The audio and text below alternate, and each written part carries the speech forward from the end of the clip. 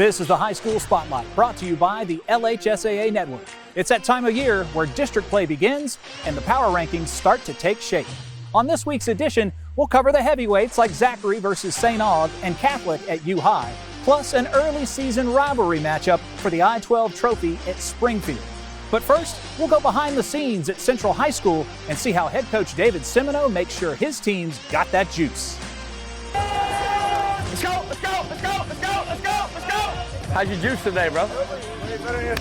You up today? You up today? The Central Wildcats are 3-1 to start the season and have benefited from playing music during practice. Since losing by a touchdown in their opener to De La Salle, the Wildcats have outscored their opponents 150-9. You can't argue with the results for Coach Semino. We try and pump some positive energy in there. A couple practices a week, we'll throw the tunes on, and the guys will get moving around. So, Coach Giat, my main mentor, would probably be rolling in his grave with some of the music playing out here. But, I think he'd agree with the fact that you got to bring good energy to practice every day.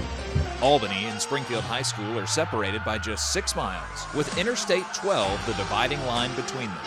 The Hornets from Albany were motivated by last year's defeat to Springfield and won this rivalry matchup 34-6 behind senior quarterback Aiden Castile, who ran in the game's final touchdown. Going back to last year, we lost by 3 points. It felt, coming in this game, all the emotions were really high, and, we just knew we had to execute, and that's exactly what we did. Getting that win, this is one of the best moments I've ever had in my life. St. Charles Catholic turned in another dominant effort, beating Turlings Catholic 48-20 in Laplace. The Comets are 3-0 under Wayne Stein, and despite winning back-to-back state titles, St. Charles Catholic looks hungry for more. We felt like we moved the ball last 2 weeks against Lutcher and Shaw, and we didn't have enough points to show for it. And we had a lot of drives that ended in points, even though they were 3. And I just thought it was a complete win. Special teams, offense, defense, probably our most complete performance so far this year. Episcopal has won 3 games in a row, including a 35-0 victory over Country Day. Coach Travis Bourgeois has a pair of talented running backs in Braden George and Reed Chauvin that have led the Knights' offense. That's kind of been our combination all year. Braden George, a senior, we expect big things out of him.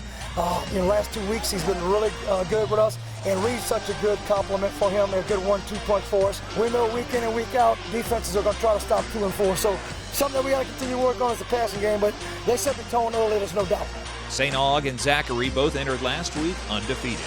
The Broncos and Purple Knights were tied at halftime 7-7, but Zachary pulled away in Baton Rouge and won by the final score of 17-7. And on campus at LSU, Catholic High took the field in front of a raucous crowd and scored 4 touchdowns on the night.